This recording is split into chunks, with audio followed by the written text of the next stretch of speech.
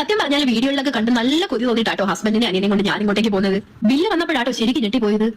കേസിന് വേണ്ടിട്ട് എന്നും കോമാളിത്തരം കാണിച്ച് വീടിറക്കുന്ന നിന്നേക്കിനി എന്ത് വേണം? പറഞ്ഞിട്ടുണ്ടെങ്കിൽ ഈ ഒരു ഫുഡ് ബ്ലോഗർ ഇന്നത് ചെയ്തു എന്നുള്ളത് പറഞ്ഞിട്ടുണ്ടെങ്കിൽ ആ ഫുഡ് ബ്ലോഗർ ആദ്യം എത്ര വാങ്ങിച്ചെന്ന് പറയുന്നത് ആദ്യം 40,000 പിന്നീട് 35,000 രൂപ വാങ്ങിച്ചിട്ടാണ് 2 വട്ടം ഈ വീഡിയോ ചെയ്തതിന് ശേഷം പിന്നീട് റേറ്റ് കൂടുതൽ ചോദിച്ച് അവർ തരൂല എന്ന് പറഞ്ഞപ്പോഴാണ് ഈ പറയുന്നത് പോലെ ആ വീഡിയോക്കെതിരെ റിയാക്ട് ചെയ്ത് ഈ പുള്ളിക്കാരൻ ഇട്ടത്.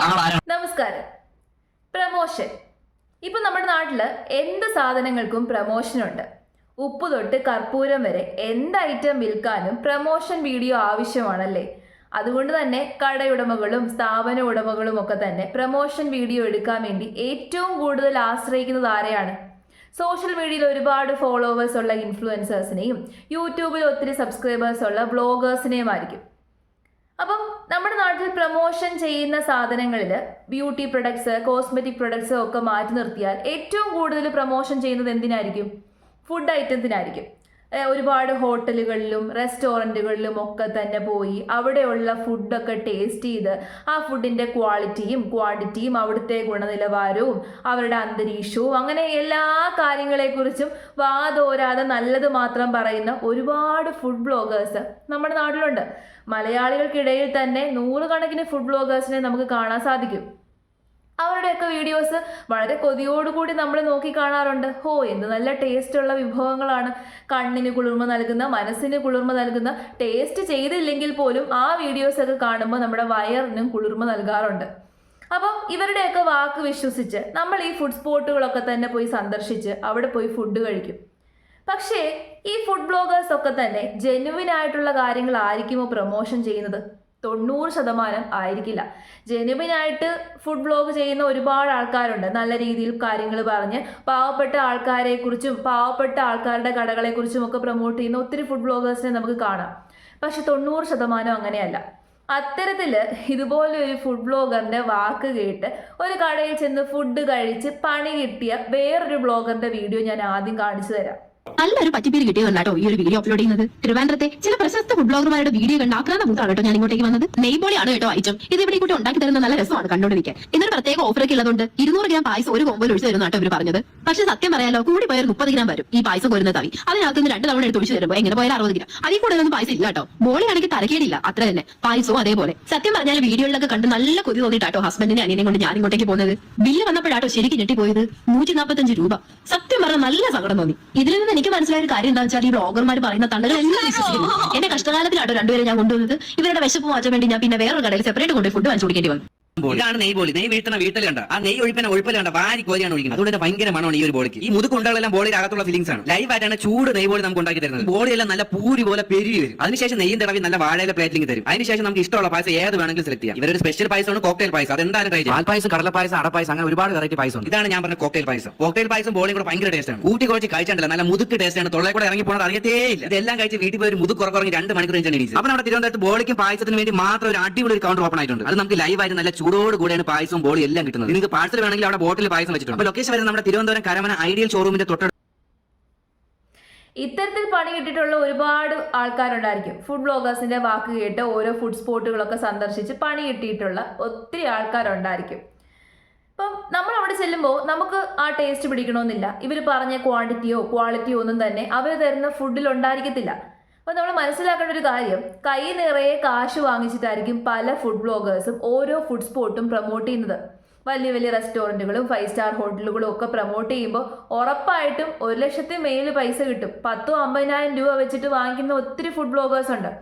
അപ്പം അവർക്ക് ഫുഡ് വ്ലോഗ് ചെയ്യാൻ വേണ്ടിയിട്ട്, അവർക്ക് പ്രൊമോഷൻ വീഡിയോ ചെയ്യാൻ വേണ്ടിയിട്ട് ഈ കടയുടമകൾ നല്ല ക്വാളിറ്റിയിലുള്ള ഫുഡ് കൊടുക്കും. അവരൊരു പക്ഷേ 350 രൂപയ്ക്ക് അല്ലെങ്കിൽ 150 രൂപയ്ക്ക് വാങ്ങിക്കുന്ന ബിരിയാണിയിൽ അവർക്ക് കിട്ടുന്ന ക്വാണ്ടിറ്റി ആയിരിക്കില്ല നമ്മൾ ചെന്ന് അവിടെ പോയി കഴിക്കാൻ നേരത്ത് നമുക്ക് കിട്ടുന്നത്. അപ്പം നമ്മൾ പറ്റിക്കപ്പെട്ടോ, ഇത്രയും ക്വാണ്ടിറ്റിയിൽ ബിരിയാണി കിട്ടുന്നല്ലോ, ഇത്രയും നല്ല എമൗണ്ട് ബിരിയാണി കിട്ടുന്നുണ്ടല്ലോ എന്ന് വിചാരിച്ചായിരിക്കും നമ്മൾ അവിടെ പോകുന്നത്. അപ്പം നമ്മൾ വഞ്ചിക്കപ്പെടും, നമ്മൾ പറ്റിക്കപ്പെടും. ഈ ഫുഡ് ബ്ലോഗേഴ്സ് ഒക്കെ നല്ല ടേസ്റ്റ് ആണ് എന്ന് പറയുന്ന കാര്യം നമുക്ക് ടേസ്റ്റ് പിടിക്കണമെന്നില്ല. ഒന്നാമത്തെ കാര്യം, ഒരാൾക്ക് ഇഷ്ടപ്പെടുന്ന ടേസ്റ്റ് മറ്റൊരാൾക്ക് ഇഷ്ടപ്പെടണമെന്ന് ഒരു നിർബന്ധവും ഇല്ല. കാരണം നമ്മുടെയൊക്കെ ടേസ്റ്റ് പ്രിഫറൻസ് വ്യത്യസ്തമാണ്. ഓരോ വ്യക്തിക്കും യുണീക്ക് ആയിട്ടുള്ള ടേസ്റ്റ് പ്രിഫറൻസ് ആയിരിക്കും. പിന്നെ ഈ ഫുഡ് ബ്ലോഗേഴ്സിന് കോമൺ ആയിട്ട് പറയാൻ പറ്റുന്ന കാര്യം എന്താണ്? ആ കടയുടെ ചുറ്റുപാട് അവർ നല്ല വൃത്തിയായിട്ടാണോ ചെയ്യുന്നത്, അവർ നൽകുന്ന ക്വാണ്ടിറ്റി, ക്വാളിറ്റി, അതുകൂടാതെ തന്നെ അവിടുത്തെ ആൾക്കാരുടെ പെരുമാറ്റം, അതും പോട്ടെ. പിന്നെ ഏറ്റവും നന്നായിട്ട് പറയാൻ പറ്റുന്നത് വൃത്തിയുടെ കാര്യമാണ്. അപ്പം ഇത്തരം കാര്യങ്ങളെക്കുറിച്ചൊക്കെ തന്നെ ഫുഡ് ബ്ലോഗേഴ്സിന് പ്രൊമോട്ട് ചെയ്യാം. പിന്നെ അവർക്ക് അതിൻ്റെ ടേസ്റ്റ് ഇഷ്ടപ്പെട്ടെങ്കിൽ അതും പറയാം. പക്ഷെ ജെന്യുവിൻ ആയിരിക്കണം പറയുന്നത്.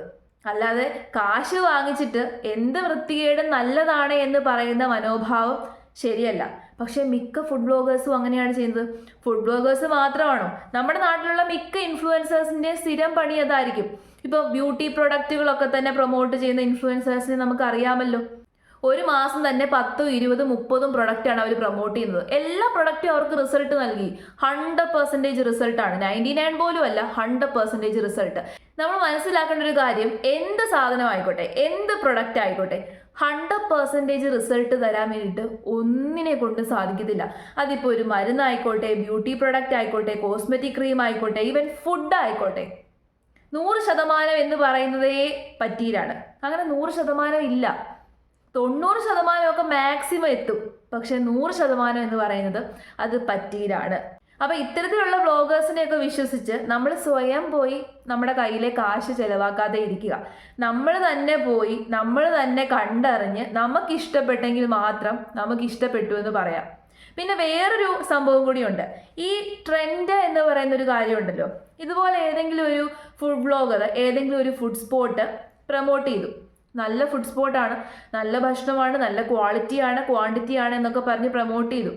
അപ്പം നമ്മൾ അവിടേക്ക് ചെല്ലുന്ന സമയത്ത് അവിടെ നല്ല ആളായിരിക്കും, നല്ല ക്യൂ ആയിരിക്കും അവിടുന്ന് ഭക്ഷണം വാങ്ങിച്ച് കഴിക്കാൻ വേണ്ടിയിട്ട്. നമ്മൾ പോയി അവിടുന്ന് ഫുഡ് വാങ്ങിച്ച് കഴിക്കുമ്പോൾ ഈ പ്രൊമോട്ട് ചെയ്ത അത്രയും ടേസ്റ്റോ ക്വാളിറ്റിയോ ഒന്നും ആ ഫുഡിന് കാണത്തില്ല. അപ്പം നമ്മൾ കഴിക്കുമ്പോൾ നമ്മൾ ചുറ്റുവട്ടത്തൊക്കെ നോക്കും, ആ ആൾക്കാരെന്താണ് പറയുന്നത്. അപ്പോൾ ആ ആൾക്കാർ പറയുവാണ് നല്ല ഫുഡാണെന്ന് പറയുമ്പോൾ നമ്മൾ വിചാരിക്കുന്നത് നമ്മുടെ മാത്രം കുഴപ്പമാണോ?